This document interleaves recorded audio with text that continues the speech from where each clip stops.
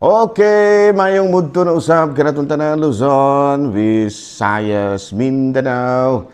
Mayong mudto Philippines, mayong mudto world, mayong mudto universe. Ana na usab kita mga higala dinhi nga atong tulumanon sa kahanginan CONA Catechesis on Air. Ug ako lang gihapon kini yung ubos nga alagad Reverendo Padre Edwin Academia Akap.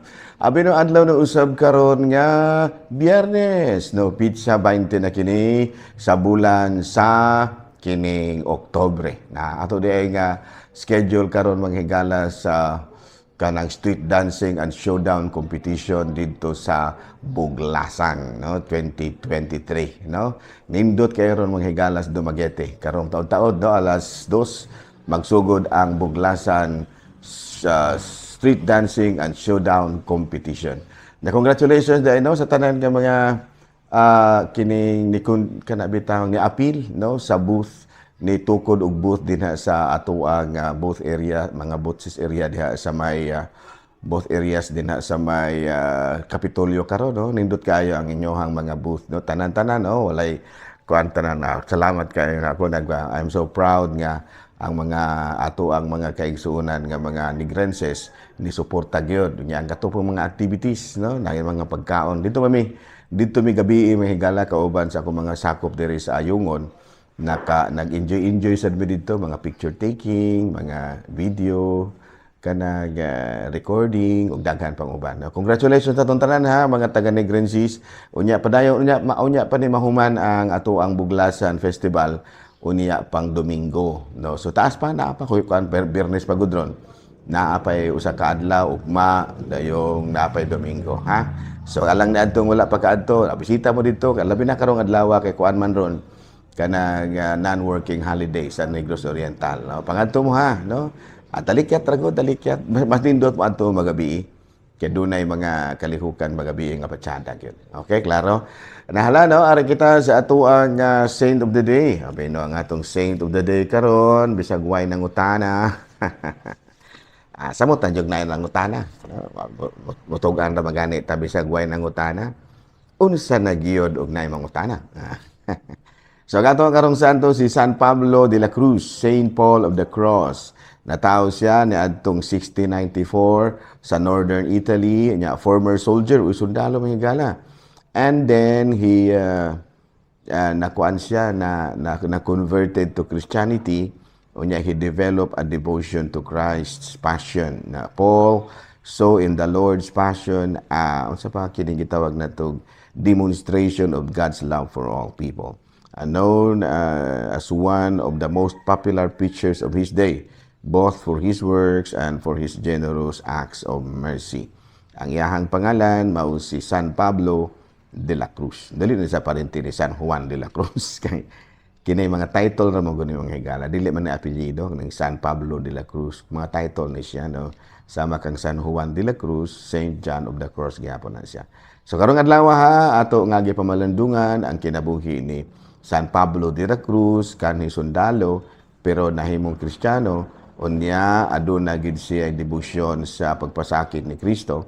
Unya matud pa niya nakita niya da sa pagpasakit ni Kristo diha sa krus ang gugma sa Dios alang kanatong tanan. Unya nahimo siyang maayong laki, banggiitan nga magwawali ug di lapi na gyud sa iya mga maayong buhat ug pagkamanggihatagon ug kanang buhat sa kaluoy. So karong adlaw mahigala gihinumduman nato ang lain na pong patron sa Katolikong simbahan nga mao si San Pablo de la Cruz. Okay, alay kita manghigala sa ato ang catechism. No, literal na catechism higala ha. Ari kita sa mga pangutana. What is key? Another question. Kaya may higala, no? Halat ka dili ha, kaya ba sang ako sa ning kanang paklion ang ato ang notes.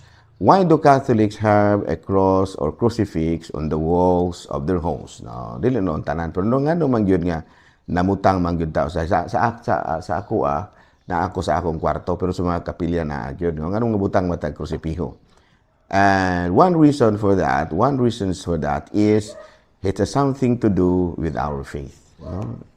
Unya, it reminds us of Christ redemptive sacrifice. No, gipahinumduman kita sa makaluwas nga pagsakripisyo ni Kristo alang kanato. No, sa ato pa kung makakita gani kita krus, nagpahinumdum kini kanato nga giluwas kita ni Kristo.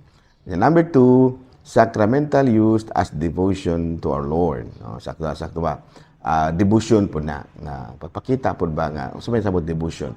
Ato bitong tinud-anay nga paghigugma o pag kini gitawag nato pagpakigsuon ngadto sa Ginoo. Number 3, kini siya, it is a guard against evil. No, muna siya kanagmitan ato ang kanagmitan nga gihuna-una nato no panagang ba. Muna gitawag nato sa Binisaya og panagang. In English, guard against evil, no? Kay matud pa sa Efeso kapitulo 2 bersikulo 8, kay pinaagi sa pagtuo naluwas kita tungod sa grasya sa Dios, dili kini inyong buhat kung dili gasa sa Dios. Sa Lucas kapitulo 7 bersikulo 50, ang apan miingon si Hesus sa babae, ang imong pagtuo nagluwas kanimo kanimo pauli nga malinawon. Nga ato basahon sa Lucas kapitulo 18 bersikulo 42, ug miingon giingnan siya ni Hesus, makakita ka ang imong pagtuo mao'y nakaayo kanimo. Unya sa unang sulat ni San Pablo ngadto sa Corinto kapitulo 1 bersikulo 18, kay ang mensahe mahitungod sa kamatayon ni Kristo dito sa krus binuang alang sa mga wala maluwas, apan kanatong naluwas gahom kini sa Dios. So kining tanan nga mga tekstos Biblia nagpamatuod kini nga ang atong pagtuo sa Dios makatabang gyud kanato ug ang mensahe sa krus nga mao ang mao'y kaluwasan alang kanatong tanan. Okay. No, are na pud kita sa laing pangutana. Father, can blessed sacrament can a blessed sacramentals be sold if a person has too many blessed rosaries or religious medals? Can this be sold to recover their cost? Ang tubag nga na ayaw intawon mo pabaligya og mga butang nga benditado kay dako kay kanang sala mo na gitawag nato sa in English og simony. Nga gigikan kini sa word nga simon, no? Nga kay adto kung sulat ni San Pablo nga sa buhat sa mga apostoles kapitulo 20 bersikulo 18 sa 20. No, dunay usa ka tawo nga gustong paliton ang gahom nila ni San Pedro ug San Pablo sa pag-ayog masakiton, no? Alang kaniya wala man kinig magic. Sa diha nga nibungat siya, gikasabaan sa ni Jesus, no? Giingnan niya si Simon, gikasabaan sa ni Pedro. Malaglag ka unta uban sa imong salapi tungod sa imong paghuna-huna nga mapalit mo ang gasa sa Dios. So dili gyud ay pwede nga mapalitan mo. Kung doon na kay daghan kayong rosaryohan, na benditado na, ipanghatag. Doon na kay mga religious medal, ipanghatag. Okay? Anala, dini na lang una kita kutob ng higala ha. Sa ako nang ginaingon, nindot kay karon dito sa Buglasan. So kung makalugar mo, nala. No nya, pangita apod among Facebook page ha, kay among gipang post ang amo. Kay ang gihimo namo sa ayungon, nagpilgrimage me sa tanan nga mga kining kana bang mga simbahan nga maagian, dili tanan.